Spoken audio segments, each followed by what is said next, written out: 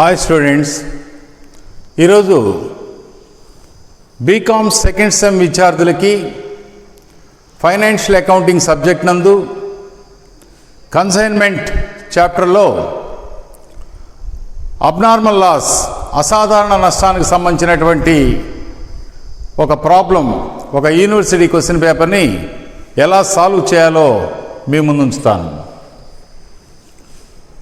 విజయవాడకు చెందిన వంశీ మద్రాసుకు చెందిన సిన్హాకు 100 టీవీ సెట్లను కన్సైన్మెంట్పై పంపాడు.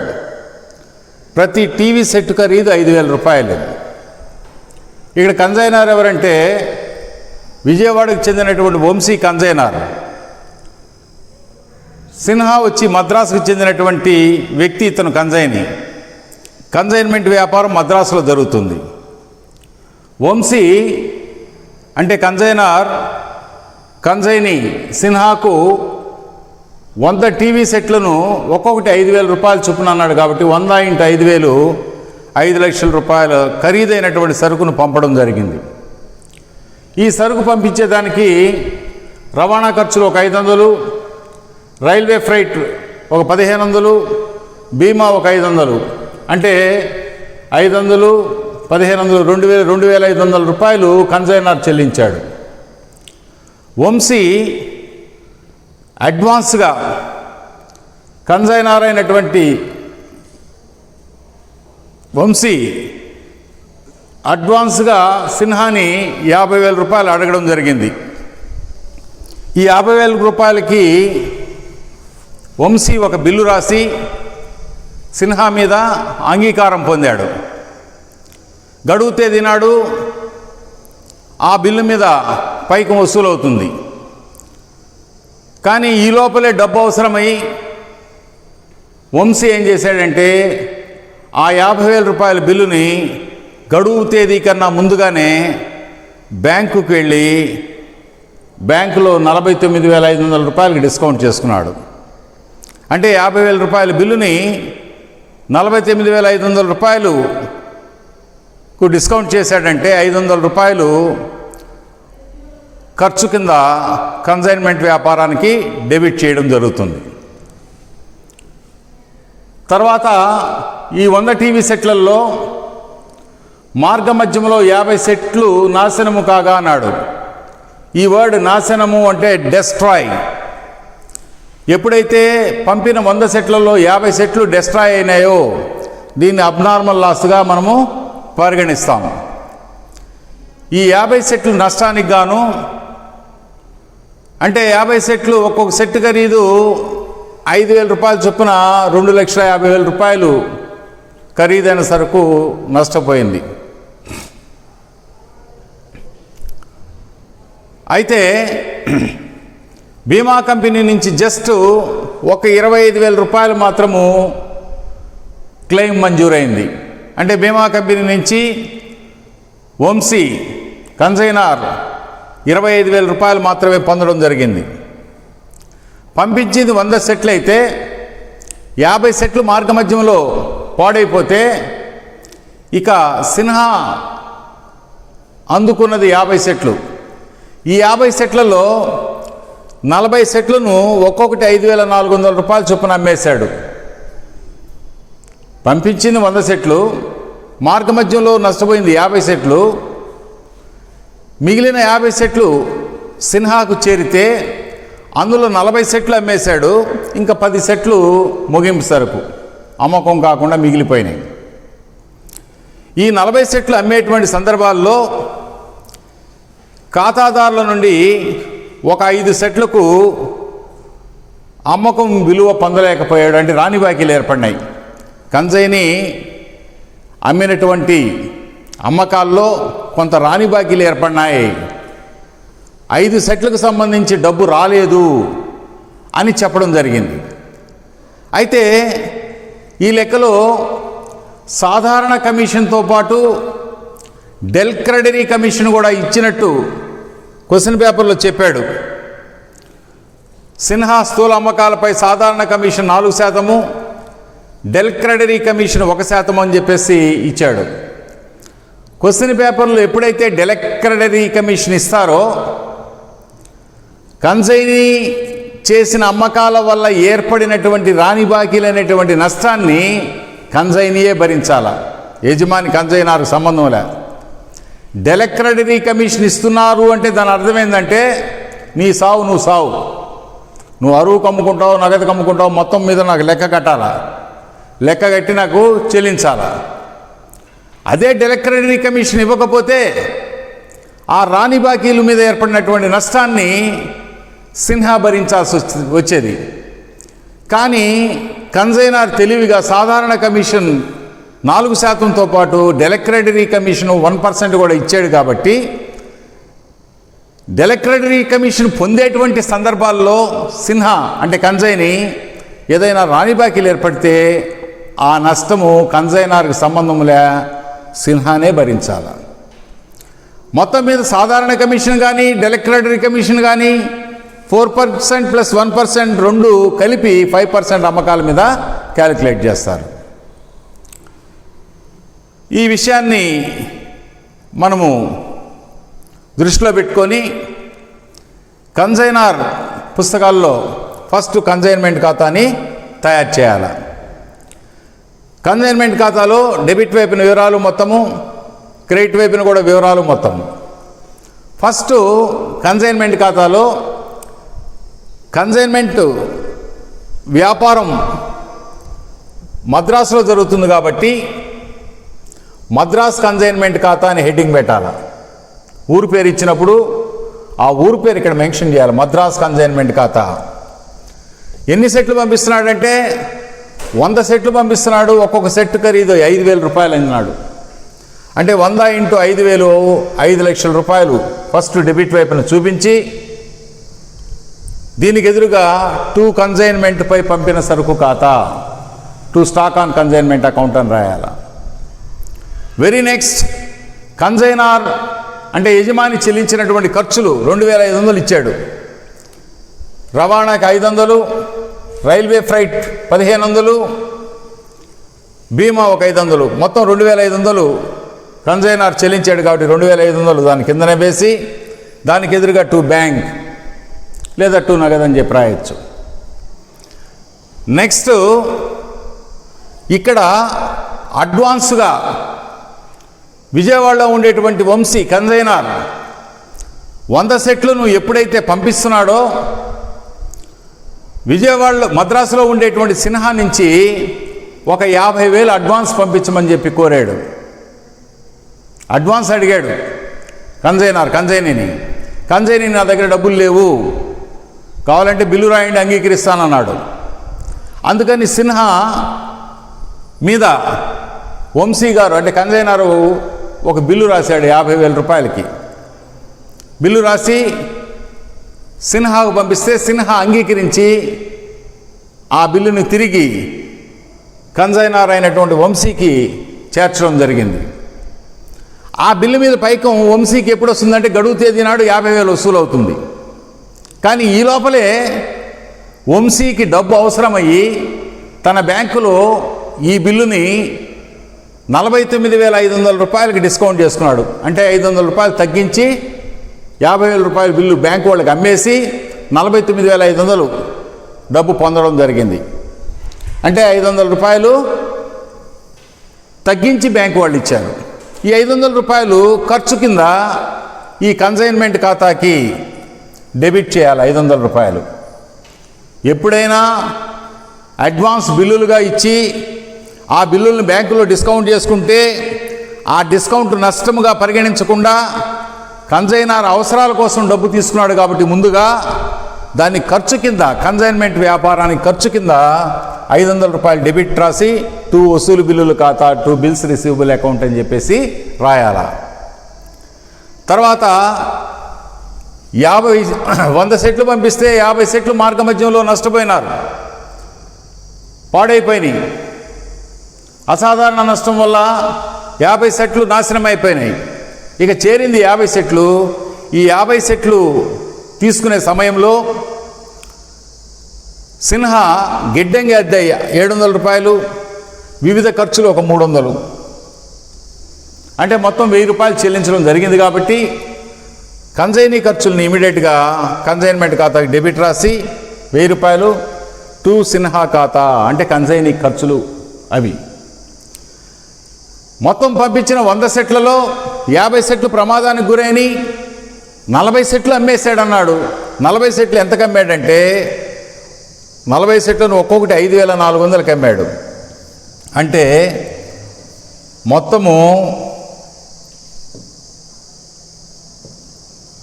40 సెట్లని 5000, ఒక్కొక్క సెట్ని 5400 రూపాయల చొప్పున 2,16,000 రూపాయలకు అమ్మడం జరిగింది. 40 సెట్లను ఒక్కొక్కటి 5400, ఒక్కోటి 5400కి అమ్మాడు. అంటే 2,16,000కి అమ్మేశాడు. ఎవరు అమ్మారు?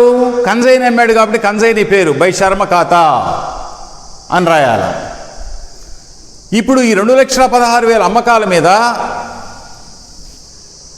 కన్సైనీ కమిషను 4% సాధారణ కమిషను, 1% డెలక్రేటెడ్ కమిషన్ తీసుకుంటాడు. అంటే రెండు కలిపి సాధారణ కమిషన్ 4%, డెలక్రేటరీ కమిషన్ 1%, రెండు కలిపి 5% ఈ 2,16,000 మీద క్యాలిక్యులేట్ చేసి కన్సైనీకి అంటే శర్మకి కమిషన్ ఇవ్వాలి. సో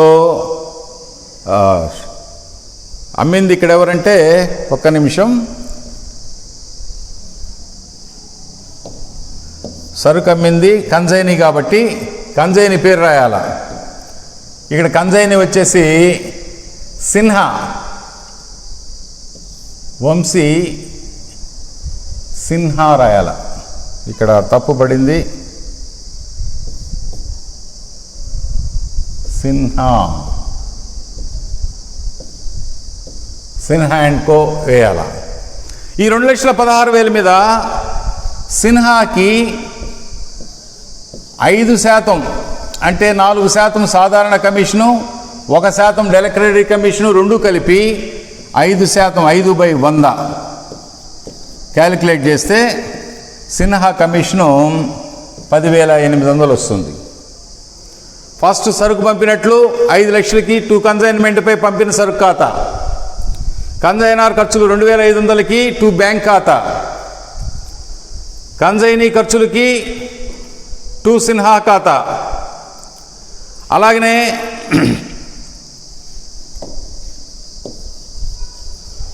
కన్సైనీ కమిషన్కి అమ్మకాలు 2,16,000 మీద 4% సాధారణ కమిషను, 1% డెలక్రేటరీ కమిషను కలిపి మొత్తం 5/100 ప్రకారం 10,800 కమిషన్ ఇవ్వాలి.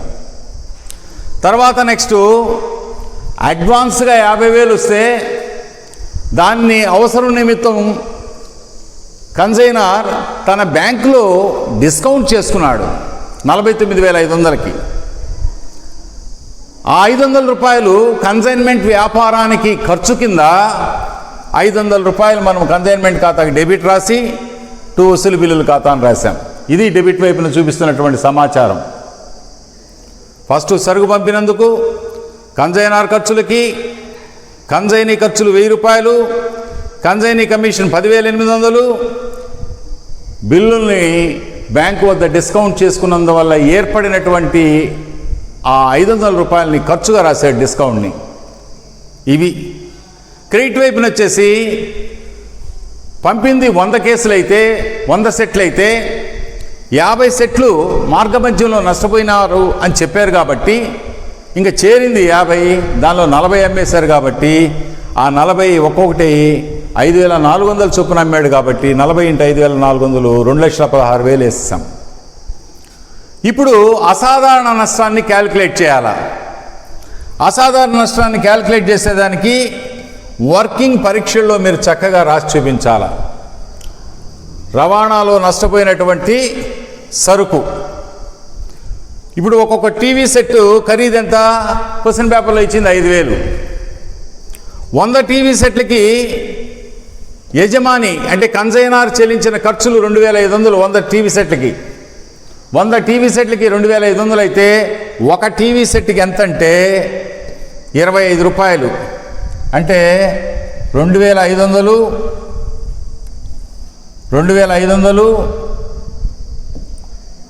చూడండి, 2500 అంటే మొత్తము 100 సెట్లకి ఇచ్చిన ఖర్చు, ఇది పెట్టిన ఖర్చు.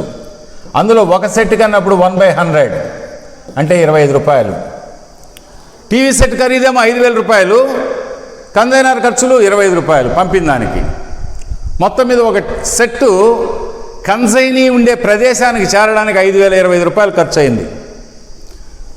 ఇప్పుడు రవాణాలో నష్టపోయినటువంటి టీవీ సెట్లు ఏంటంటే 50 అన్నాడు. ఒక టీవీ సెట్ ఖరీదు 5025 రూపాయలు అయితే 50 టీవీ సెట్లు మార్గమధ్యంలో ధ్వంసమైనాయి, నాశనమైనాయి అని చెప్పాడు. కాబట్టి 5025 ఇంటూ 50 వేస్తే 2,51,250 రూపాయలు నష్టపోయినారు. ఇప్పుడు ఈ నష్టానికి గాను బీమా కంపెనీ ఎంత ఇస్తుంది? జస్ట్ 25,000 మాత్రమే ఇస్తుంది. కాబట్టి మొత్తం నష్టం 2,51,250. అందులో బీమా కంపెనీ ఇస్తున్నటువంటి క్లెయిమ్ ఎంత? 25,000. సో మొత్తం నష్టంలో నుంచి తీసివేము బీమా కంపెనీ నుంచి పొందే క్లెయిమ్ 25,000 తీసేస్తే ఇంకా 2,26,250 రూపాయలు అసాధారణ నష్టం. దీన్ని మనం కన్సైన్మెంట్ ఖాతాలో క్రెడిట్ వైపున చక్కగా చూపించాలా. ఎందుకు క్రెడిట్ వైపున చూపిస్తున్నాము అనేది చూడండి. ఇక్కడ క్వశ్చన్లో మీరు క్లియర్గా చదివినట్లయితే పంపింది 100 సెట్లు. చూడండి, డెబిట్ వైపున 100 సెట్లు, కాస్ట్ 5 లక్షలు వేసాం. అందులో అమ్మేసింది 10 సెట్లు, మార్గమధ్యంలో నష్టపోయింది 50 సెట్లు, బీమా కంపెనీ నుంచి నష్టపరిహారం కింద పొందింది 25,000. అంటే మొత్తం 100 సెట్లలో అమ్మింది 10, నష్టపోయింది 50. అంటే 60 సెట్లు పోయినాయి. ఇక మిగిలినటువంటి సెట్లు ఎన్నో చూడండి. 100లో 50 పోతే 50 చేరినాయి. 50లో 10 అమ్మేశాడు కాబట్టి 10 కాదు 40 కదా అమ్మింది, 40 అమ్మేశాడు కాబట్టి ఇక ముగింపు సరుకు వచ్చేసి 10. ఇక్కడ చూడన్నా, పంపింది 100 సెట్లు, మార్గమధ్యంలో నష్టపోయింది 50 సెట్లు, 100లో 50 పోతే 50, ఈ 50లో అమ్మేసింది ఎన్ని? 40 సెట్లు, ఇకపోతే మిగిలింది 10 సెట్లు. కాబట్టి పంపిన సెట్లకి అనుగుణంగా ఎన్ని అమ్మేసాం, ఎన్ని నష్టపోయినాం, ఎంత మిగిలిపోయింది, ప్రతి డెబిట్కి ఈక్వల్ క్రెడిట్ పడుతూ వచ్చింది. అందుకని మనం అసాధారణ నష్టాన్ని వర్కింగ్లో పేర్కొన్న ప్రకారం 2,26,250 క్రెడిట్ చేశాం. బీమా కంపెనీ నుంచి నష్టపరిహారం కింద 25,000 వస్తుంది కాబట్టి బై బీమా కంపెనీ నుంచి క్లెయిమ్ అని చెప్పి రాయడం జరిగింది.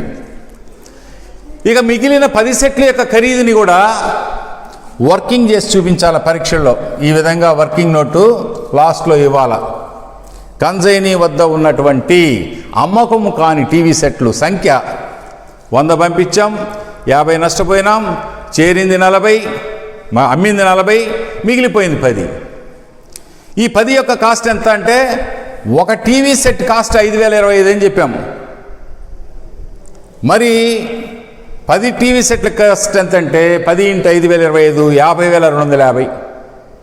ఈ మొత్తాన్ని, ఈ ముగింపు సరుకు విలువని మనము కన్సైన్మెంట్ ఖాతాలో క్రెడిట్ వైపున బై కన్సైన్మెంట్ ఖాతా, by stock on consignment account అని చూపించాలి. అప్పుడు చూడండి, డెబిట్ వైపున ఉన్నటువంటి 100 సెట్లు సరిపోయింది. డెబిట్ వైపున ఉన్న 100 సెట్లకి 40 సెట్లు అమ్మేసాం, 50 సెట్లు నాశనం అయిపోయినాయి, ధ్వంసమైనాయి, 90 పోతే 10 మిగిలిపోయినాయి. ఇప్పుడు నిల్వ చేస్తాం. క్రెడిట్ వైపున అంతా కూడితే 5,17,500 రూపాయలు.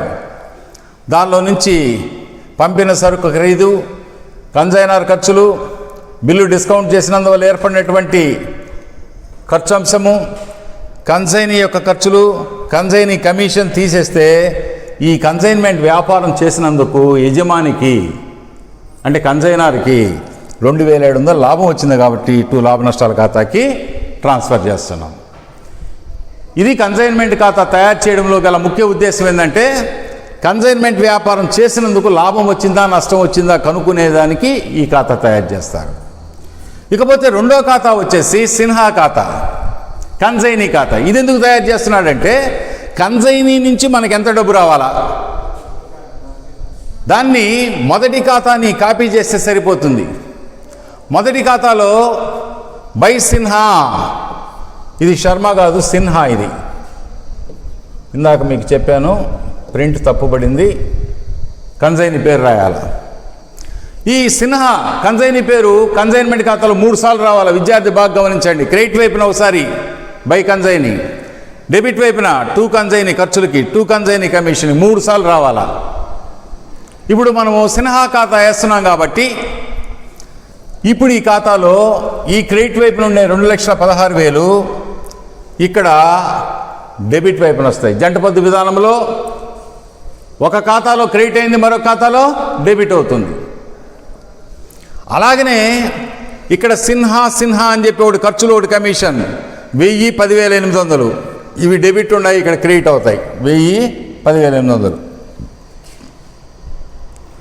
అంటే కన్సైన్మెంట్ ఖాతాలో 2 సిన్హా అయితే సిన్హా ఖాతాలో బై కన్సైన్మెంట్ ఖాతా ఖర్చులు, బై కన్సైన్మెంట్ ఖాతా కమిషన్, ఈ 3 అంశాలు అమ్మింది, కన్సైనీ ఖర్చులు, కన్సైనీ కమిషన్, ఈ 3 అంశాలు కాకుండా అడ్వాన్సు ఇక్కడ మనం పేర్కోవాలి. అడ్వాన్స్ ఎంతైతే కన్సైనీ నుంచి వచ్చిందో ఆ మొత్తాన్ని కన్సైనీ ఖాతా క్రెడిట్ చేయాలి. బై వసూలు బిల్లుల ఖాతా 50,000. సార్ బిల్లు డిస్కౌంట్ చేసుకున్నాం కదా 49,500 అంటే అది కన్సైనీకి సంబంధం లేదు. వాడు ఇచ్చింది 50,000, గడువు తేదీ నాడు డబ్బు వసూలు చేసుకోవాలా. కానీ ఈ లోపల నీకు డబ్బు అవసరమైంది కాబట్టి బ్యాంకు పోయి డిస్కౌంట్ చేసుకున్నావు, అది నీ యొక్క రిస్క్. అది కన్సైనీ లెక్క ఏంటంటే 50,000 నేను అడ్వాన్స్ ఇచ్చాను, సో 50,000 బిల్లు ఇస్తే వసూలు బిల్లు, డ్రాఫ్ట్ ఇస్తే బ్యాంక్ ఖాతా, నగదు ఇస్తే నగదు ఖాతా అని రాయాలి. ఇక్కడ బిల్లు అంగీకారం తెలియజేశాడు కాబట్టి బై బిల్స్ రిసీవబుల్, బై వసూలు బిల్లుల ఖాతా అని చెప్పి చూపిస్తాం. ఇప్పుడు లెక్క చూడండి, సిన్హా నుంచి రావాల్సిన మొత్తం ఎంత అనేది తెలుస్తుందంటే ఎలా తెలుస్తుందంటే అమ్మింది 2,16,000, బిగినింగ్లో 50,000 అడ్వాన్స్ ఇచ్చినాడు, తీసుకుంటాడు, మినహాయించుకుంటాడు. ఈ 2,16,000లో తాను ఇచ్చిన అడ్వాన్స్ మినహాయించుకుంటాడు. అంటే ఒక డెబిట్ తగ్గించాలంటే ఒక క్రెడిట్ చేయాలి. వాడికి రావాల్సిన ఖర్చులు 1000 మినహాయించుకుంటాడు, వాడికి రావాల్సిన కమిషన్ 10,800 మినహాయించుకుంటాడు. అంటే అమ్మకాల్లో నుంచి అడ్వాన్సు, ఖర్చులు, కమిషన్ 3 మినహాయించుకోగా ఇంకా మిగిలిన మొత్తం వాడి నుంచి రావాల్సింది 1,54,200 రూపాయలు రావాలా. అది డ్రాఫ్ట్ ఇచ్చినట్టు లెక్కలో చెప్పాడు కాబట్టి బ్యాంకు, నగదు ఇచ్చినట్టు చెప్తే బై నగదు ఖాతా, బిల్లు అంగీకరించినట్టు చెప్తే బై వసూలు బిల్లుల ఖాతా రాస్తాం. ఈ విధంగా కన్సైనీ ఖాతా తయారు చేయడంలో గల ముఖ్య ఉద్దేశం ఏంటంటే కన్సైనీ నుంచి రావాల్సిన మొత్తం ఎంత, బాకీ ఎంత అనేది తెలుసుకోవడం కోసం ఇది తయారు చేస్తారు. నెక్స్ట్ ఫైనల్గా కన్సైన్మెంట్పై పంపిన సరుకు ఖాతా, to goods enter on consignment account.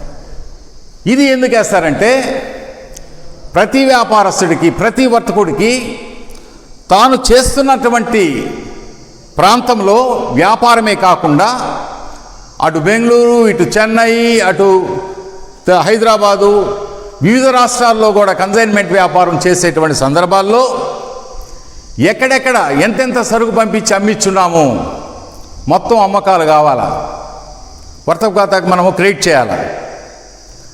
కాబట్టి ఫైనల్గా తానున్న ప్రాంతంలో తన ప్రధాన హెడ్ ఆఫీస్ అయినటువంటి లేదా తన ప్రధాన వ్యాపార సంస్థకు సంబంధించి ఫైనల్ అకౌంట్స్ తయారు చేసేటప్పుడు మొత్తం సరుకు ఎంత పంపించామో అన్ని కన్సైన్మెంట్ వ్యాపార సంస్థలు పంపిన సరుకు అంతా టోటల్ చేసి వర్తక ఖాతాకి ట్రాన్స్ఫర్ చేస్తారు.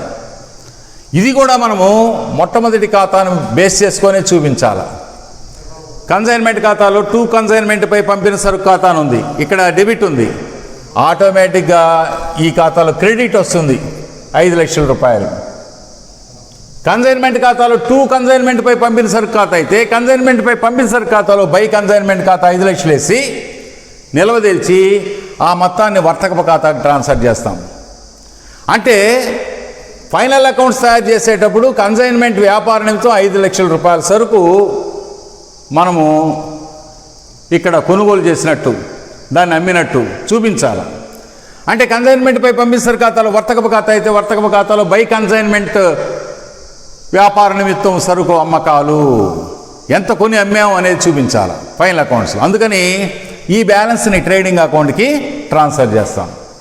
ఈ విధంగా క్వశ్చన్ పేపర్ చక్కగా చదువుకొని అర్థం చేసుకొని కన్సైన్మెంట్ ఖాతాని, కన్సైన్మెంట్పై పంపిన సరుకు ఖాతాని, కన్సైనీ నుంచి రావాల్సిన మొత్తం తెలుసుకునే దాన్ని కన్సైనీ ఖాతాని మూడింటిని తయారు చేసి కన్సైన్మెంట్ వ్యవహారాలను పూర్తి చేయడం జరుగుతుంది. చక్కగా అర్థం చేసుకుంటారని ఆశిస్తూ ఈ వీడియో కానీ నచ్చినట్లయితే బెల్ ఐకాన్ బటన్ నొక్కి సబ్స్క్రైబ్ చేయండి. మరొక టాపిక్లో మిమ్మల్ని కలుస్తాను. అంతవరకు సెలవు. ధన్యవాదములు.